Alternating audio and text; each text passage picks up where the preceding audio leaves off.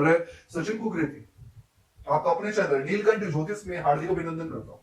दोस्तों, आज का ये ज्योतिष का कार्यक्रम धनु राशि ये साइन के लिए बहुत विशेष कार्यक्रम है। धनु राशि कर्म फलदाता, न्याय के देवता शनि ग्रह वक्री होने वाले हैं 13 जुलाई को, और 13 जुलाई से लेकर पूरे 27 नवंबर, ये मान के चलिए पूरे साल 27 नवंबर तक शनि ग्रह वक्री रहेंगे। अब ये वक्री हो तो रहे हैं, लेकिन आपके जीवन में, आपकी लाइफ में इसका क्या प्रभाव पड़ेगा, बहुत डिटेल में आपको सब कुछ समझाने वाला हूं आपके बारे में, कि कौन से हाउस में, कौन से भाव में शनि ग्रह वक्री होंगे, उनकी दृष्टि कहां पर पड़ेगी, आपके जीवन में क्या फलाफल लेकर आने वाले हैं शनि ग्रह, चले जानते हैं। दोस्तों, ये कार्यक्रम जन्म राशि चंद्र राशि पर आधारित है।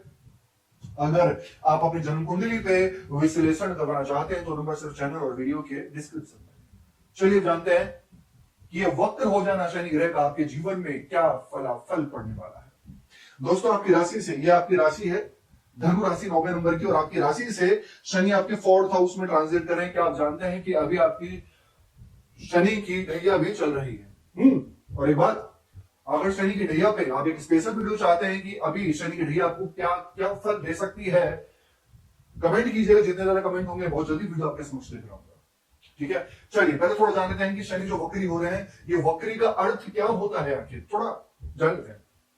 सारे ग्रह सूर्य की परिक्रमा कर रहे हैं। सूर्य एक सेंटर है, एक केंद्र है, और सारे ग्रह अपनी गति पे ट्रांजिट करते हैं, इवन पृथ्वी भी।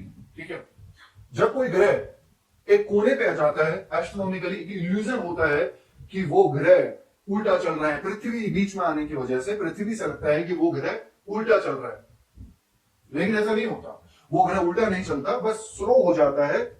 एक सूर्य से पृथ्वी बीच में आ जाती है और कोना पकड़ने की वजह से। ठीक है, लेकिन इसका प्रभाव बहुत ज्यादा पड़ता है हम सभी के जीवन में।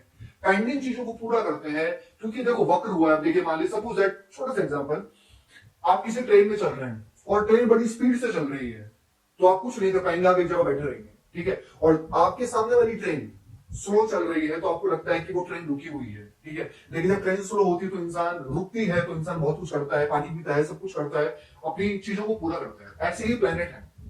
जब इस शनि ग्रह वक्री होंगे 4th हाउस में, तो 4th हाउस किस चीज का होता है? 4th हाउस होता है ऑल हैप्पीनेस का, सुख सुविधाओं का। जितनी भी सुख सुविधाएं हैं, जितनी भी लग्जरी चीजें होती हैं, वो 4th हाउस से देखते हैं, और सभी सुख सुविधाओं को 4th हाउस से ही देखा जाता है। लेकिन वक्री हो रहे हैं तो 3rd हाउस का भी फल देंगे आपको। ठीक है, जब 3rd हाउस का आपको फल देंगे, सबसे पहले धनु राशि वाले व्यक्ति, पीछे काफी टाइम से आप सोच रहे थे कि मैं उस जगह पे जाना चाहता हूं, या मैं वहां पर ट्रैवलिंग करने की सोच रहा हूं। अभी देखना, ये 13 जुलाई के बाद कहीं ना कहीं वहां पर आप ट्रैवलिंग करेंगे, या आप सोच रहे थे कि मैं वो टेंपल जाना चाहता हूं, मैं स्पिरिचुअल ट्रैवल करना चाहता हूं, या मैं किसी से मिलना चाहता हूं। मतलब कोई भी अगर आपकी ऐसी इच्छा थी, कोई ऐसे डिजायर था आपके कहीं जाने की, कहीं ट्रैवलिंग से रिलेटेड, तो ये शनि के वक्री हो जाने के बाद 27 नवंबर से पहले पहले वो चीज आप पूरी कर लेंगे, ऐसा मुझे दिखाई दे रहा है। ये शनि आपके 3rd हाउस का भी फल देंगे। तो अगर आप कोई ऑनलाइन से रिलेटेड काम करते हैं, आपका कोई यूट्यूब चैनल है, आपका कोई इंस्टाग्राम पे आईडी है, और जहां पर आप कुछ इन्फ्लुएंसर का काम करते हैं, ऑनलाइन प्लेटफॉर्म पे काम करते हैं, और आप सोच रहे थे कि उसको मैं कुछ और आइडिया आपके मन में आ रहे थे, अभी आप उसको पूरा कर सकते हैं। या फिर अगर आपका कोई ट्रैवलिंग का काम है और आप सोच रहे हैं कि ट्रैवलिंग का काम मैं स्टार्ट करूं, टूर एंड ट्रैवल का, ट्रैवलिंग का, चलता फिरता, रुकने वाला नहीं, स्टेबल नहीं, चलता फिरता हुआ काम, तो आप अभी स्टार्ट कर सकते हैं जो सोच रहे हैं। शनि का वक्री हो जाएगा। ठीक है, लेकिन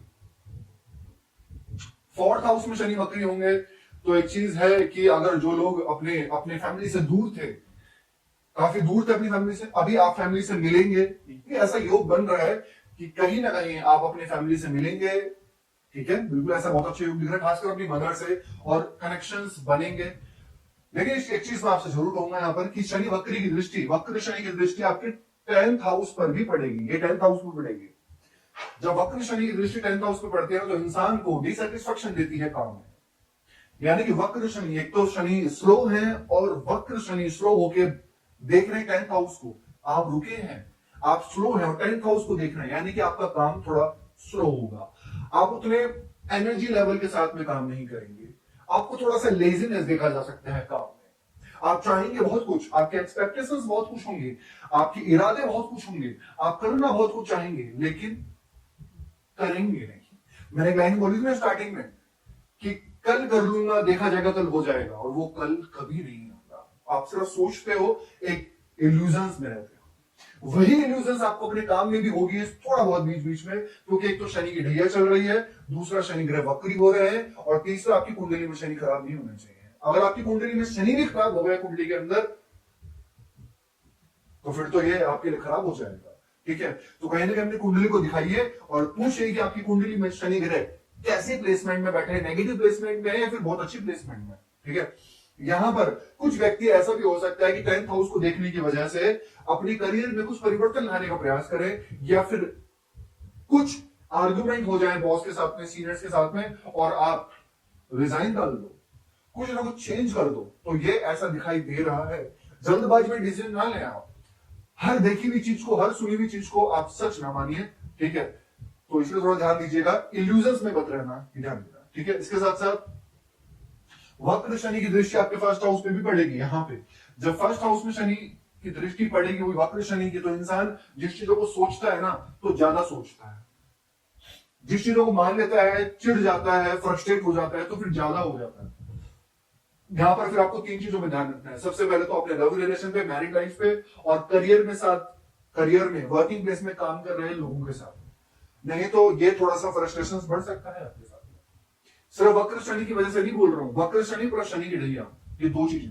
ठीक है, इसके साथ साथ शनि आपके जो है वो आपके तीसरे घर को भी, यहां पर भी शनि की दृष्टि पड़ेगी तीसरे घर में, जो कि होता है ऋण रोग शत्रुओं का। हाँ, एक चीज जरूर मैं यहां पे कहूंगा आपसे कि जब 6th हाउस पे दृष्टि है, शुक्र की राशि पे दृष्टि है, अगर आप किसी कोर्ट कचहरी से परेशान है ना, हाँ थोड़ा सा समय लग सकता है, लेकिन ये साल के जाते जाते किसी कोर्ट कचहरी से, या फिर किसी कर्जे से, या किसी शत्रु से आप परेशान थे, निश्चित 70 to 80% आप उन चीजों से बाहर निकल जाएंगे। लेकिन अभी नहीं, जुलाई अगस्त में नहीं, जाते जाते, साल के जाते जाते आप बाहर निकल जाएंगे। ये ऐसा मुझे यहाँ दिखाई दे रहा है। और अगर कुछ व्यक्ति लोन लेना चाहते थे, लोन आपको मिल जाएगा। लोन लेने के योग भी दिख रहे हैं आपके, चाहे फिर वो कोई छोटी से छोटी चीज पे लोन हो, या फिर बड़ी से बड़ी चीज पे लोन हो, अकॉर्डिंग टू योर लाइफ।